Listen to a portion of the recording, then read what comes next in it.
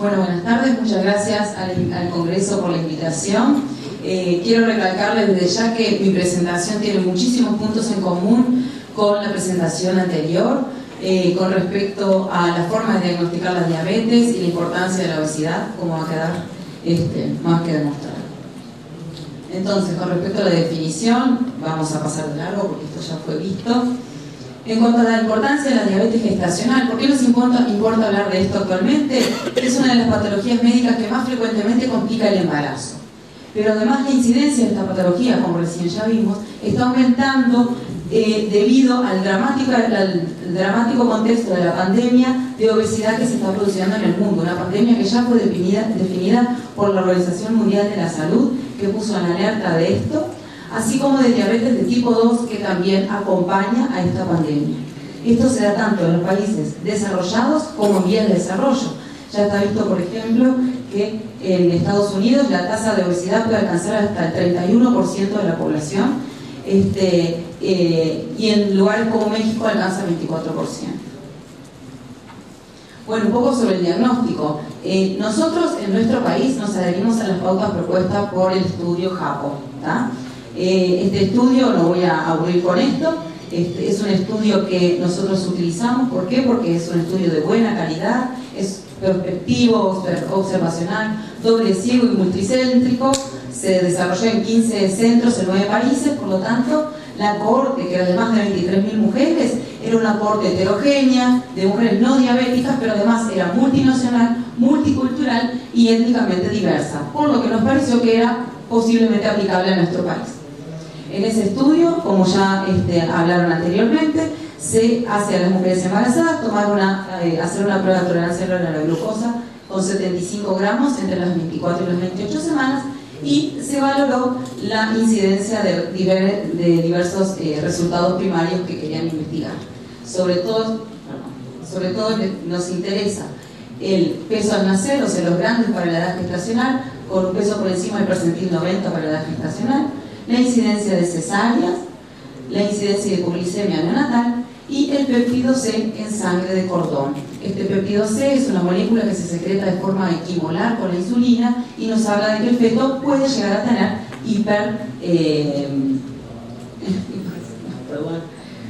hiperinsulinemia. Con respecto a los resultados, entonces, se dividieron en diferentes categorías a las mujeres, 7 categorías distintas, y se demostró que siempre, a nivel mayor de glicemia materna, siempre se encontraban mayores resultados adversos, tanto perinatales como maternos.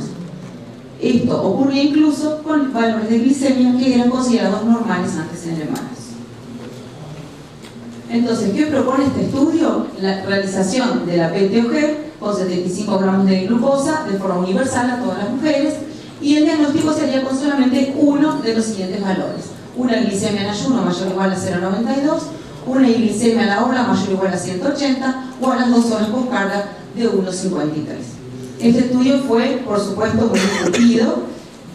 Incluso en la Asociación Internacional de Estudio para la Diabetes y Embarazo se hizo un workshop en el 2008 con 50 especialistas en el tema y decidieron de que podían ser aceptados estos puntos de corte para el diagnóstico de diabetes. Algunas asociaciones lo aceptaron, como la Asociación Mundial de la Salud, la Asociación Americana de la Diabetes, algunos otros países. Otros lo rechazaron, como el American College, el NIH, y otros que están en proceso de decisión pendiente, como por ejemplo la FIGO. Nosotros en el Uruguay nos apañamos bajo este diagnóstico.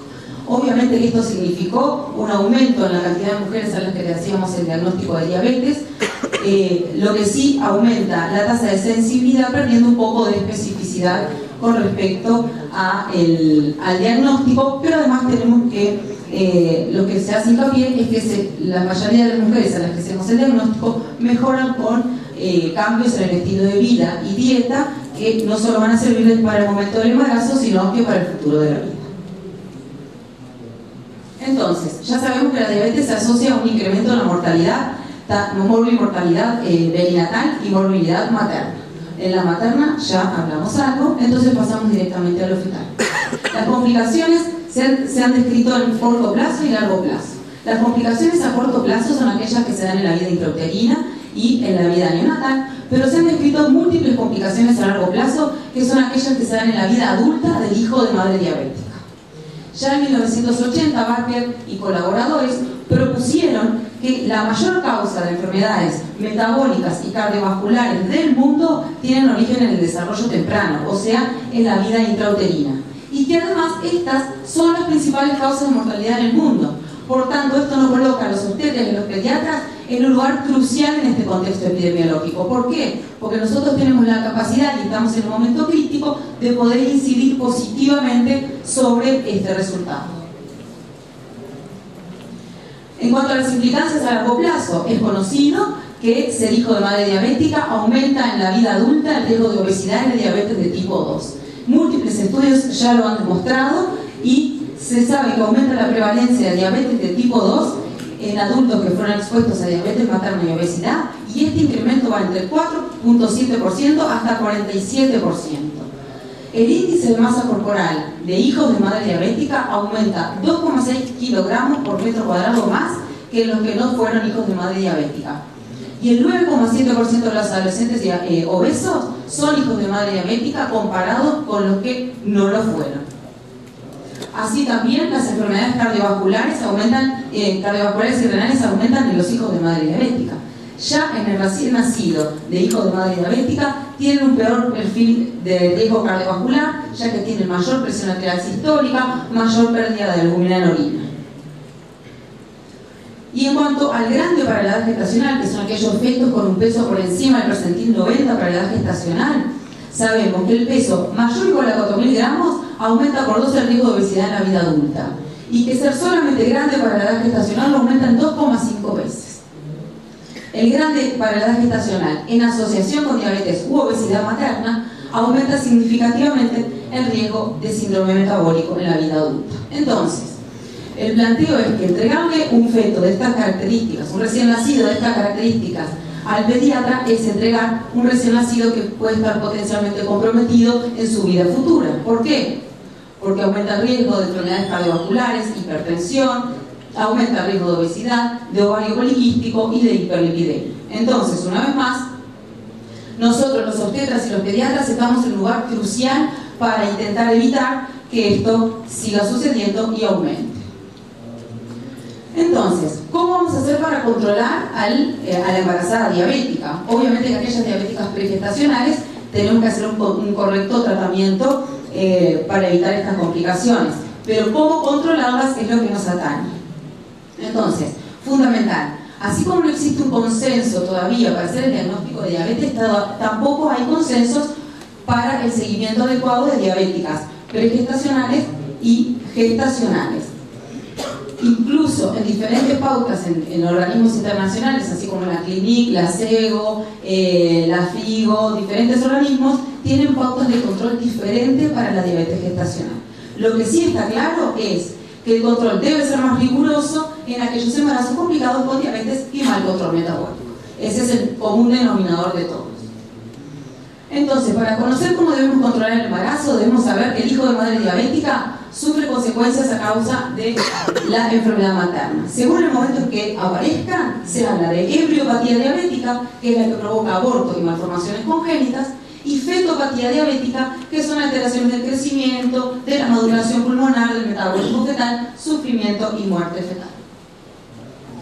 En cuanto a las malformaciones congénitas, es conocido que el riesgo de malformaciones congénitas en la diabetes preexistentes aumenta de 2 a 10 veces más que la población general, e incluso aumenta pero el riesgo de forma leve en la diabetes gestacional. Las malformaciones congénitas que se pueden presentar son el síndrome de regresión causal, que ya Cabero lo presenta en su última presentación en el libro de fetología, de que no se trata de un síndrome patognomónico, sino que es mucho más frecuente que en otras patologías, pero sí se presenta de forma frecuente. Dentro de las más frecuentes, las cardiopatías congénitas, defectos del sistema nervioso central, anomalías esqueléticas, malformaciones gastrointestinales y anomalías del tracto genitourinario. ¿Cómo vamos a hacer la valoración entonces de esto? Es fundamental la realización de una ecografía morfoestructural precoz entre las 11 y las 13 semanas más 6 días donde se plantea la medición de la translucencia nucal. ¿Por qué? La translucencia nucal anormal nos hace pensar en un aumento del riesgo de defectos del tubo neural, pero además se relaciona con otras malformaciones, incluidas las cardiopatías. Importante destacar, que lo puse acá abajo, que la diabetes no se asocia a mayor riesgo de cromosomopatías. Por lo tanto, el asesoramiento en la embarazada diabética debe ser igual que el resto de la población general. Esta medición de la translucencia nucal debería acompañarse de la medición del flujo en el ductus venoso. ¿Por qué? Porque el riesgo de efectos cardíacos mayores aumenta cuando la translucencia nucal está aumentada. Y midiendo el ductus venoso, aumenta más el riesgo aún si la onda A del ductus es reversa, pero disminuye si la onda A del ductus es normal o está ausente. También debemos realizar, junto con la translucencia nucal, la medición del flujo tricuspidio. ¿Por qué? Efectos con la translucencia nucal aumentada, el riesgo de efectos cardíacos está aumentado, pero aumenta más aún si hay regurgitación tricuspidia y disminuye si el flujo tricuspidio es normal. Continuando con las malformaciones congénitas, es pauta de control también la realización de una ecografía morfoestructural entre las 20 y las 24 semanas.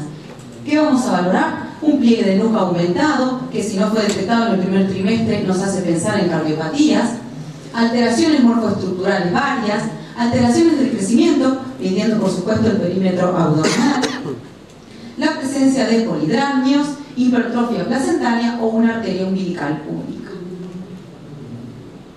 Continuando con las malformaciones congénitas, ya referimos que las más importantes, las más frecuentes, son las cardiopatías congénitas.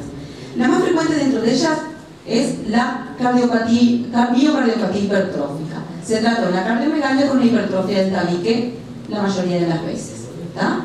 Este tipo de cardiopatía puede presentarse tanto en la diabetes pregestacional como en la gestacional, con una frecuencia entre 25 y 75%, sabiendo que en la diabética gestacional es mucho menos frecuente que en la pregestacional. Lo importante también a destacar de esta miocardiopatía hipertrófica es que es reversible entre los 2 y 6 meses de vida. Y un estudio reciente incluso demostró que realizando un buen control glicémico no se previene el 100% de la incidencia de esta patología. ¿Cómo la vamos a controlar entonces? ¿O a pesquisar? Realizando un ecocardiograma fetal. Entre las 24 y las 28 semanas, en la diabética pregestacional, donde esperamos que sea más frecuente la incidencia de cardiopatías, y si no lo pudimos realizar antes, entre las 28 y las 32 semanas, en la diabetes gestacional, sobre todo en busca a valorar la hipertrofia del tabique interventricular. En cuanto a las implicancias también a corto plazo de la sobrenutrición fetal y macrosomía, como ya valoramos la importancia de detectar esto, sabemos, como dijo el doctor anteriormente, que las condiciones que exponen al feto en exceso de nutrientes durante la vida intrauterina son la diabetes, la obesidad y la ganancia ponderal excesiva. Estos están estrechamente vinculados y a veces no podemos realmente detectar cuál es el que está incidiendo. Pero sí debemos realizar un correcto diagnóstico de los grandes para la edad gestacional. La prevalencia de los grandes en países desarrollados es entre 5 y 20%, pero está aumentando entre 15 y 25% debido al aumento de la obesidad materna y de la diabetes. Incluso, un estudio prospectivo multicéntrico ya muestra, que era lo que refería el doctor anteriormente, que la excesiva ganancia de peso es un factor independiente como marcador de macrosomía fetal. Como alteraciones de crecimiento fetal también podemos tener las restricciones de crecimiento. Las restricciones de crecimiento son mucho menos frecuentes y están relacionadas a complicaciones vasculares en los casos de diabetes avanzada o las que ya tenían alteraciones vasculares previos al embarazo, y muchas veces se asocia con los estados hipertensivos del embarazo. Otra de las implicancias a corto plazo, que es la más temida, es la muerte fetal intraútero. Ya sabemos que las diabéticas pregestacionales tienen una mayor incidencia de muerte fetal intrauterina, entre 1 y 3% comparado con el 0,4% de la población general. Es un evento agudo y la mayoría de las veces está relacionado a hipoglicemia, que produce metabolismo anaeróbico y con la consecuente acumulación de ácido láctico, provocando acidemia fetal y muerte.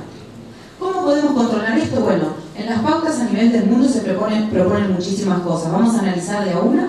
La monitorización fetal como estudio es poco probable que detecte los casos, ya que se trata de que el estado metabólico fetal depende directamente del estado metabólico materno. Entonces podemos captar a la paciente en un momento en el cual tiene buen control glicémico y el monitoreo va a ser normal, y sin embargo tener un óbito a los 2 días subsecuentes.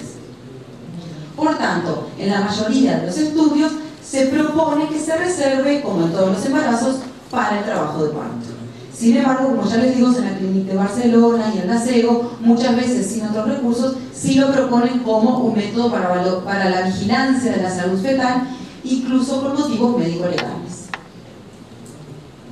En cuanto al ecodoppler feto-placentario, bueno, esto es un excelente método para valorar el bienestar fetal, pero como pocos otros estudios, está bien documentado en qué momentos es que sirve. Sirve para aquellos momentos en que existe una vasculopatía que puede comprometer el bienestar fetal. Entonces, como venimos viendo, la hipoxia y la acidemia fetal en el hijo de madre diabética, o sea, en el feto de la madre diabética, es una complicación de origen metabólico y no tanto vascular, por lo que este método no sería el adecuado para realizar el control del bienestar fetal.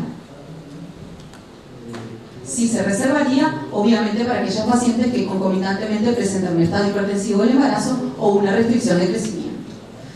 ¿Qué lugar tiene la velocimetría Doppler? Sí, y esto es importante, que la velocimetría de la arteria uterina permite identificar precozmente el riesgo elevado de preeclampsia. Como sabemos, las madres diabéticas tienen un riesgo aumentado de presentar estados hipertensivos del embarazo. Entonces, si realizamos antes de las 16 semanas esta medición, nos permitiría administrar aspirina a bajas dosis de forma de evitar el desarrollo de preeclampsia hasta un 53%. ¿Por qué tempranamente? Porque luego de las 16 semanas ya no se observa este beneficio. En cuanto a otros métodos para el control del bienestar fetal, el autocontrol de los movimientos fetales. Es un método simple, pero con un porcentaje de error considerable. En algunas series alcanza 70% de falsos positivos, lo que obliga a los obstetras a tomar diferentes conductas. Por tanto, no debe considerarse un método adecuado para el control del bienestar fetal en la madre diabética. A continuación también podemos discutir acerca del perfil biofísico. El perfil biofísico está poco estudiado en la población diabética y sí en el resto de las embarazadas. En la población general tiene una alta tasa de falsos positivos, lo mismo que en el estudio anterior, el autocontrol de los movimientos. Un estudio alterado del perfil biofísico muchas veces hace tomar conductas e incluso interrumpir embarazos, obteniéndose recién nacidos perfectamente sanos, por lo que se preconiza que su utilización sea restringida. En cuanto al manejo de la paciente, obviamente que con todo esto se demuestra que el control de los embarazos que tienen valor de glucosa normal, que están tratados únicamente con dieta, puede ser menos estricto. Y que mujeres con diagnóstico temprano de diabetes, especialmente en obesas y en aquellas en las que pueden presentar una diabetes pregestacional, tienen un riesgo incrementado de malformaciones, como ya vimos, y por tanto el control debe ser más estricto. Y aprovecho para mostrarles que ya en la Fetal Medicine existen diferentes páginas donde se puede calcular, según diferentes parámetros, el riesgo de diabetes gestacional que puede tener una embarazada, poniendo datos como el peso, la talla, el origen racial. Esto nos otorga un porcentaje de riesgo. Y existe otro también por el riesgo de desarrollar macrosomía fetal. Muchas gracias.